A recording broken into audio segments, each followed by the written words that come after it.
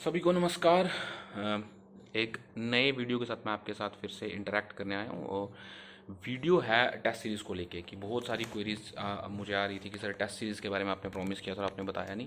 तो late us start, क्योंकि mains आपके प्रीलिम्स में ज़्यादा टाइम नहीं है, बड़ा कम टाइम है हमारे पास। तो टेस्ट सीरीज़ को लेके हम क्या कर सकते हैं, क्या डूज़ एंड क्या डोंट्स हैं, उसके बारे में मैं जनरल एक क्वेश्चन लिस्ट जो मेरे पास है वो लेकर के आया हूँ। आपके भी जो सवाल होंगे टेस्ट सीरीज़ को लेकर, प्रीलिम्स को लेकर, आप इसी वीडियो के कमेंट बॉक्स में पूछिएगा, तो मैं कोशिश करूँगा सभी सवालों के जवाब उसमें दे दूंगा। लेकिन उससे पहले प्लीज़ वीडियो एक बार पूरा देख लीजिएगा, क्योंकि बड़े सारे सवालों के आंसर यहीं पे मिल जाएंगे। और जनरली कुछ बच्चे शॉर्टकट में ना देख करके सवाल पूछ लेते हैं, तो I am not going to repeat my self again.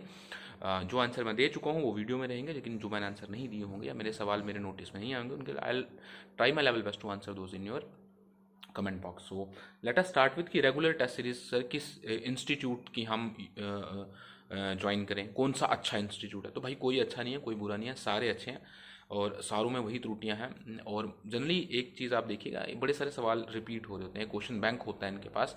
पिछले 8-10 सालों से वो क्वेश्चन बैंक में से ही रीशफल करके सवाल या थोड़ी सी सेंस बदल के सवाल पूछते हैं। Test series is more about your learnings, your experience. जो गलतियां आप करते हो वो उसमें उजागर हो जाती हैं, ताकि रियल एग्जाम में आप वो गलतियां ना करो। यही मोटिव है आपके टेस्ट सीरीज का। इससे ज़्यादा टेस्ट सीरीज की कोई इंपॉर्टेंस नहीं होती, बस आप वो गलतियों को पहले ही कर लो और उससे सीख लो। तो कोई भी टेस्ट सीरीज आप ज्वाइन कर सकते हो, लेकिन मेरी एक रिकमेंडेशन होती है, थीम बेस्ड टेस्ट सीरीज को फॉलो करो। थीम बेस्ड, जैसे विजन की है, और भी किसी इंस्टीट्यूट की हो सकती है, जिसमें आपको थीम मिलते हैं। जैसे फॉर एग्जाम्पल पॉलिटी की टेस्ट सीरीज है, 100 के 100 सवाल पॉलिटी के, ज्योग्राफी की है, हिस्ट्री की है। तो इस प्रकार की टेस्ट सीरीज में कुछ फायदे हैं, उसके अपने फायदे हैं कि आपको एक सब्जेक्ट को काफ़ी अच्छे से आपका होल्ड उसमें बन जाता है। इनसाइट्स ऑन इंडिया की टेस्ट सीरीज बड़ी अच्छी हुआ करती थी एक समय में, लेकिन 2-3 सालों से वो यूपीएससी को कॉपी करने के चक्कर में अपनी टेस्ट सीरीज का कबाड़ा कर रहे हैं। UPSC out of the blue सवाल पूछती है। 100 में से 30 सवाल ऐसे होते हैं जिनका कोई सिर पैर नहीं होता और आपको पता नहीं होता कि ये क्यों पूछे गए और कहाँ से पूछे गए। हाँ, होते वो कुछ किसी ऑर्गेनाइजेशन या किसी चीज़ से इंपॉर्टेंट, लेकिन इतनी डेप्थ में जाकर के पूछते हैं कि यार उनको आप तैयार नहीं कर सकते। ऐसे 30 सवाल को लेकर आप प्रायर प्रेपरेशन या प्लानिंग नहीं कर सकते। हाँ, आपका गुड लक है कि आपकी नज़रों से वो कहीं करंट अफेयर्स में निकल गया था और आपको याद था, आपने आंसर सही कर लिया, या you guessed it 50-50, A B C D में से आपको ए और डी में ऑप्शन था कि यार ये एक हो सकता है, you guessed it and you guessed it right. ये हम वो सब वहाँ चलता है। उन सवालों की तैयारी आप कर नहीं सकते। और इनसाइट्स ऑन इंडिया का जनरली ना तो फोकस उस तरफ चला गया कि वैसे ही टेस्ट डालो, आउट ऑफ द ब्लू 30-40 सवाल डालो और बच्चे कंफ्यूज हैं। तो मेरे को लगता नहीं इसका कोई फायदा है। थीम बेस्ड पे फोकस रखो। थीम में क्या होता है कि आपको पता है कि पॉलिटी के मैंने 200, 300, 400 या 500 सवाल कर दिए हैं, तो 500 क्वेश्चन का मेरा कॉन्फिडेंस आ जाता है कि पॉलिटी में मैं गलतियां नहीं करूंगा। Same goes for history, same goes for geography and और अदर सब्जेक्ट्स। तो आप उस तरह से अपनी तैयारी करो। ऑनलाइन करना है ऑफलाइन, इससे कोई फर्क नहीं पड़ता। ऑनलाइन करो, ऑफलाइन करो, अल्टीमेटली आपने क्या कंटेंट क्या कंज्यूम किया है, क्या उससे लर्निंग ली है, ये मैटर करती है। और तीसरा सवाल इसी से रिलेटेड है कि सर अप्रोच क्या होती है टेस्ट देने की। जो 100 वाले जो टेस्ट होते हैं, 32 विजन के भी होते हैं, इनसाइट्स के, हर एक इंस्टीट्यूट के अपने अपने उनमें अप्रोच 3 प्रकार की होती है। एक तो आप सवाल देखो और ABCD में से कुछ गैस करो और फिर इमीडिएटली अपना उसकी जो आंसर की है उसको चेक करो, देखो सही है या गलत है, और उसकी लर्निंग्स वहीं से उठा लो। तो ये लीस्ट प्रेफर्ड अप्रोच है मेरी तरफ से, क्योंकि इससे यार ज़्यादा आपके दिमाग में स्टिक नहीं करती चीज़ें। देखा, आंसर देखा तो वो वो स्ट्रगल नहीं आती माइंड में। एक वो कश्मकश होता है ना कि ए होगा, बी होगा, ये नहीं हो सकता, वो हो सकता है। कॉन्फिडेंस में बंदा ऐसे लेता है कि नहीं यार लेट्स गो फॉर सी, नहीं नहीं यार ए भी हो सकता है। वो जब आप कश्मकश रहती है ना दिमाग में, वो चीज़ें आपके दिमाग में कहीं चिपक जाती हैं, स्टिक कर जाती हैं। उसके बाद जब आप आंसर देखते हो काफ़ी देर के बाद, तो आपको लगता है कि अरे यार ये तो मतलब मेरा गलत हो गया। क्यों गलत हुआ? मैं तो ये लॉजिक लग रहा था, ये लॉजिक से नहीं, ये लॉजिक सही था। तो उससे क्या होता है, वो परमानेंटली दिमाग में रह जाती हैं। एकदम से आप क्वेश्चन आंसर करोगे तो वो ज़्यादा देर तक रहता नहीं दिमाग में।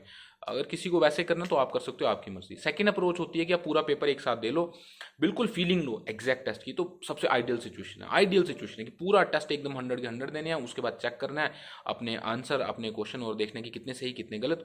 और फिर उसके बाद आप लर्निंग करके आप वहाँ से या तो अपने शॉर्ट में कहीं नोट्स बना लोगे या फिर उसी जो आंसर किया उसको हाईलाइट कर लोगे।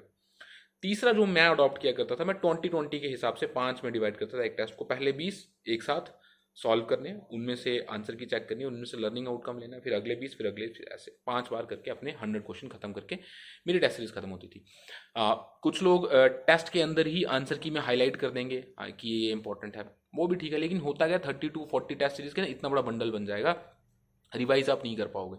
एक चीज़ मेरी बात याद रखना कि जिस चीज़ को रिवाइज नहीं कर सको ना एक बार एग्जाम से पहले, वो ज़्यादा हेल्प नहीं करती, उससे उतना ज़्यादा आपको रिजल्ट नहीं उससे मिलता। तो at least one revision is important. So मेरे लिए 100 की जो 100 क्वेश्चन होते थे ना, 2 से 3 पेज, 2 पेज यार मैक्सिमम ना, 2 पेज मतलब 4 साइड्स, एक ब्लैंक शीट A4 साइज की लो, तो उसमें नोट्स बन जाते थे। शॉर्ट में बनाने होते थे, जो इंपॉर्टेंट है वही लिखना होता था, जो इंपॉर्टेंट नहीं है उसको क्यों लिखना है। तो उस तरह से मैं बना लेता था, और बाद में वो 30-40 पेज मेरे पास रहते थे, तो प्रीलिम से पहले मैं सिर्फ उन्हीं पेजेस को रिवाइज करता था। मेरी पूरी के पूरी जो 3200 क्वेश्चन थे उनकी मेरी रिविजन हो जाती थी। थीम बेस्ड क्वेश्चन से आप मिक्स्ड टेस्ट सीरीज की तरफ बढ़ोगे। पहले थीम बेस्ड सवाल जवाब लिखोगे, उसके बाद आप मिक्स टेस्ट सीरीज की तरफ आओगे, क्योंकि फाइनल में you have to take that feeling कि हर एक सब्जेक्ट के सवाल आ रहे हैं। अब थीम बेस्ड में भी एक छोटा सा इशू है, वो आपको बताता हूँ मिक्स्ड क्यों इंपॉर्टेंट। थीम बेस्ड में क्या होता है कि एक ही सब्जेक्ट से जब सवाल ज़्यादा पूछने होते हैं तो वो ज़्यादा डेप्थ में चले जाते हैं, लेकिन जब आपको एक ही सब्जेक्ट में से 10 से 15 सवाल डालें ना, उतने डेप्थ की जरूरत नहीं होती, आप बड़े सुपरफिशियल सवाल भी पूछ सकते हो। तो यूपीएससी में स्टैटिक सवाल उतने ज़्यादा डेप्थ में नहीं होते हैं, जनरली थोड़े सुपरफिशियल ही लगते हैं। मतलब जिसने अच्छे से मेहनत की उसको बड़ी आसानी से वो सवाल आ जाता है। तो हमारा फोकस भी स्टैटिक पे ही रहेगा, क्योंकि वो 25-30 करंट के सवाल जो कहीं से भी आते हैं, आसमान से टपक जाते हैं बारिश की बूंदों की तरह, कहीं भी गिर जाते हैं ना, उनके लिए हम मेहनत नहीं कर सकते। आप करंट अफेयर्स पढ़ो, उनमें से कुछ लग गए सही तो लग गए, वो आपका गुड लक है। लेकिन जो श्योर शॉट आपकी बुक में से आना है, एनसीईआरटी में से आना है, पॉलिटी की लक्ष्मीकांत में से आना, प्राइमरी फोकस हमारा उसी पे रहेगा, और उसी पे रहना भी चाहिए, क्योंकि वहां से हमें श्योर शॉट नंबर मिलने हैं।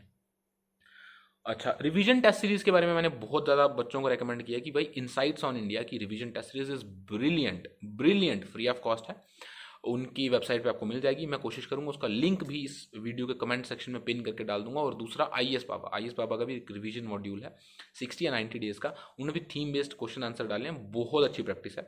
अगर आपके पास पैसे नहीं है, आप अफोर्ड नहीं कर सकते full fledge test series online offline whatever, आप खरीद नहीं सकते, तो ये आपके पास सबसे अच्छा सोल्यूशन मैं यही दूंगा। इनसाइट्स और आईएएस बाबा की जो सीरीज है, इसको एक बार बड़ी सीरियसली फॉलो करो। अच्छे खासे 3-4 हज़ार सवाल आपके यहीं से एमसीक्यूज आ जाएंगे, जो कि अच्छी प्रैक्टिस आपको दे देंगे आपके एग्जाम से पहले।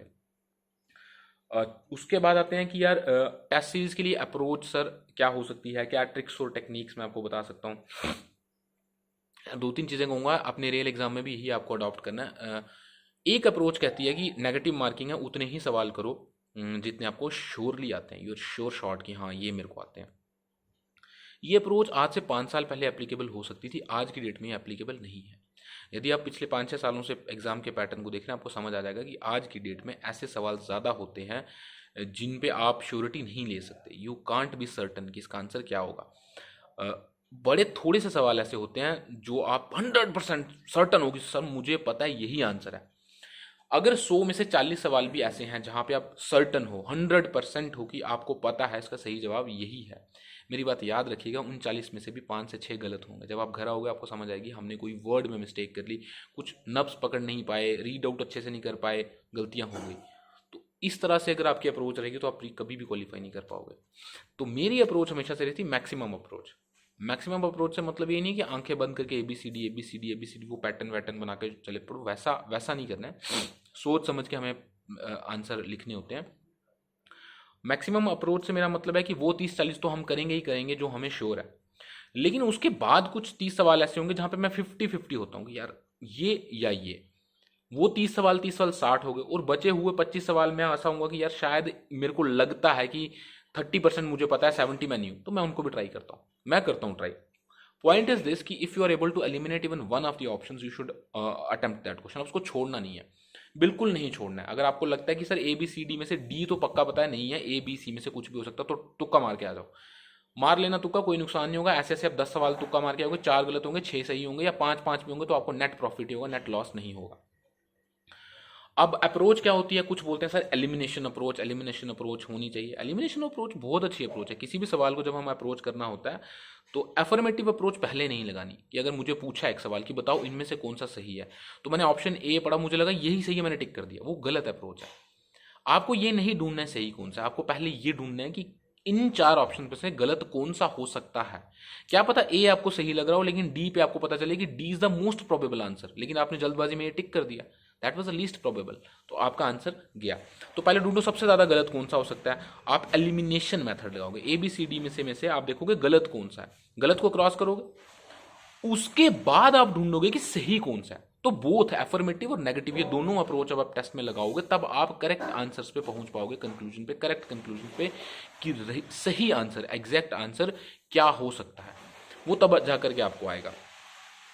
अब टेस्ट सीरीज के बारे में ही एक पॉइंट कहूंगा कि जितना भी आपने पढ़ा है, जहां जहां तक आपने पढ़ा है, बड़ी सारी चीज़ें ऐसी होती हैं जो बुक्स में आपको नहीं मिलती हैं, वो आपको टेस्ट सीरीज में मिलती हैं। क्योंकि टेस्ट डिज़ाइन करने वाले काफ़ी अच्छे खासे बुक्स को, आप तो एक दो बुक को ही ज़्यादा पढ़ रहे हो, लेकिन वो अच्छी खासी बुक्स को लेकर के टेस्ट डालते हैं, उनके पास अच्छे रिसोर्सेज होते हैं, तो उनके टेस्ट में आपको वो गलतियां भी मिल जाएंगी या वो चीज़ें भी मिल जाएंगी शायद जो आपने अपनी बुक्स में मिस आउट कर दी हैं। तो वो बहुत इंपॉर्टेंट होता है, वहाँ से भी आप जितनी इन्फॉर्मेशन गैदर कर सको और उसको करो। प्राइमरी फोकस हमारा प्रीलिम्स में रहता है स्टैटिक पे, स्टैटिक के सवालों को हम सही करने की कोशिश करते हैं, और डायनामिक में हुआ तो अच्छी बात है, नहीं हुआ तो we shall try, but primarily focus वहीं करना जहाँ से आपको मार्क्स लाने की श्योरिटी है। मैक्सिमम अप्रोच के साथ एलिमिनेशन प्लस एफर्मेशन, ये दोनों अप्रोच के साथ आप अपने क्वेश्चन पेपर को स्टार्ट करोगे। और टेस्ट सीरीज में आपका रैंक क्या है, ये मैटर ही नहीं करता यार, नीचे आ रहा है कम आ रहा है, बस इतना याद रखना कि कंसिस्टेंसी होनी चाहिए आपकी टेस्ट सीरीज के स्कोर में कि 80 प्लस होने चाहिए। मैं जनरली मेरे 120 की रेंज में रहा करते थे स्कोर, विजन में 120 रहते थे, लेकिन मैक्सिमम 150 60 भी जाते थे, और कभी बहुत टफ टेस्ट सीरीज आने पे मैं 80 भी आ जाता था, लेकिन एक ट्रेंड था कि 120s की रेंज में ही मैं रहता था। तो आप भी कोशिश कीजिए कि अगर आप 80s में हैं तो उसको इम्प्रूव करो, लेकिन अगर आप 80s में ही आ रहे हो तो कोई इसमें मतलब बड़ा ज़्यादा डरने की बात नहीं है, क्योंकि टेस्ट सीरीज में आप लर्निंग्स है ना, आप सीख रहे हो, यू आर लर्निंग। कुछ गलतियां हो रही हैं, सर मेरे से 4-10 सवाल ऐसे गलत हो गए, मुझे आते थे, इन गलतियों को आप एक्चुअल एग्जाम में नहीं दोहराओगे, ये इसीलिए हम टेस्ट सीरीज देते हैं।